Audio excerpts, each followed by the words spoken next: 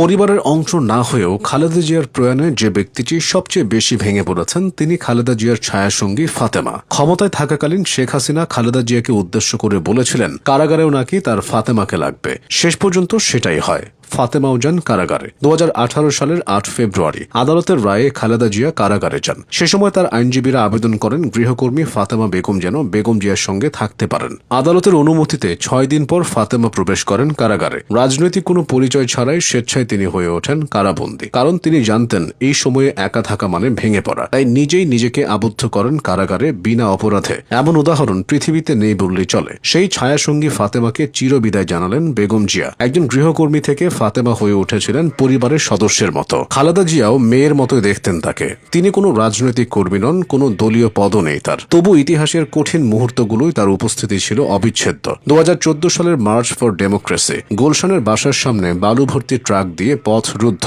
গাড়িতে উঠেও বেরোতে না পেরে ফিরোজার দোরগোড়ায় দাঁড়িয়ে সাংবাদিকদের সামনে কথা বলছিলেন খালেদা জিয়া। পুলিশের চাপে শরীরের ভার সামলাতে পারছেন না তিনি। ঠিক তখন দৃশ্যপটে হাজির ফাতেমা নীরবে শক্ত করে ধরে রেখেছেন তার হাত। ক্যামেরার ফ্রেমে ধরা পড়েছিল সেই মুহূর্ত। এভাবেই সবসময় পাশে ছিলেন ফাতেমা। এমনকি এভারকেয়ার হাসপাতালে জীবনের শেষ দিন পর্যন্ত খালেদা জিয়ার পাশে ছিলেন গৃহকর্মী ফাতেমা। তিনিই আজ যেন হারিয়েছেন তার পুরো পৃথিবীকে। 2021 সালের এপ্রিল মাস, করোনা আক্রান্ত খালেদা জিয়া 53 দিন হাসপাতালে ছিলেন।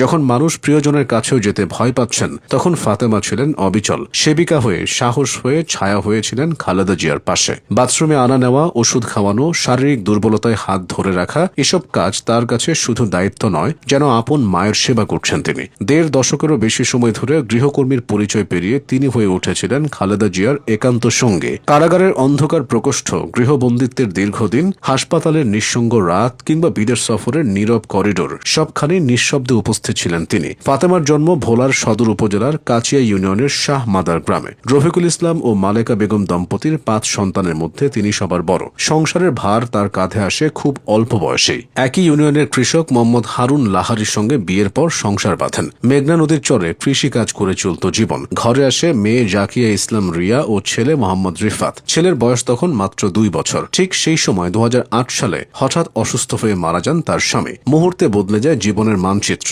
স্বামীর মৃত্যুর পর ছোট 2 সন্তান নিয়ে তিনি ফিরে যান বাবা মায়ের ঘরে। মুদি দোকানে বাবার সামান্য আয় সংসারের চাহিদা মেটাতে পারছিল না। তখনই জীবনের সবচেয়ে কঠিন সিদ্ধান্ত নেন, সন্তানদের গ্রামে রেখে কাজের খোঁজে ঢাকায় পাড়ি জমান। 2009 সাল, পূর্ব পরিচিত এক ব্যক্তির মাধ্যমে তিনি কাজ পান বেগম খালেদা জিয়ার বাসভবনে। সেখান থেকে শুরু হয় তার দীর্ঘ সহযাত্রা। রাজনীতির কেন্দ্রবিন্দুতে থাকা এক নারীর দৈনন্দিন জীবনের নীরব সাক্ষী হয়ে ওঠেন ফাতেমা। সর্বশেষ লন্ডনে উন্নত চিকিৎসার সময়ও তার সঙ্গে ছিলেন ফাতেমা। আগেও বিদেশ সফরে বহুবার গিয়েছেন। কোনো আলোচনায় নেই তার নাম, নেই কোনো বক্তব্য, তবু ইতিহাসের পাশে তার ছায়া পড়ে আছে। ফাতেমা বেগম প্রমাণ করেছেন সব সম্পর্ক ক্ষমতার নয়, কিছু সম্পর্ক শুধু দায়িত্ব আর মানবিকতার। রাজনীতির কোলাহলের ভিড়ে তিনি এক নীরব নাম, কিন্তু আজ তিনি যেন হারিয়েছেন নিজের অভিভাবককে। তাই তো পরিবারের সদস্যের মতোই শোকে হতবিহ্বল হয়ে পড়েছেন তিনি।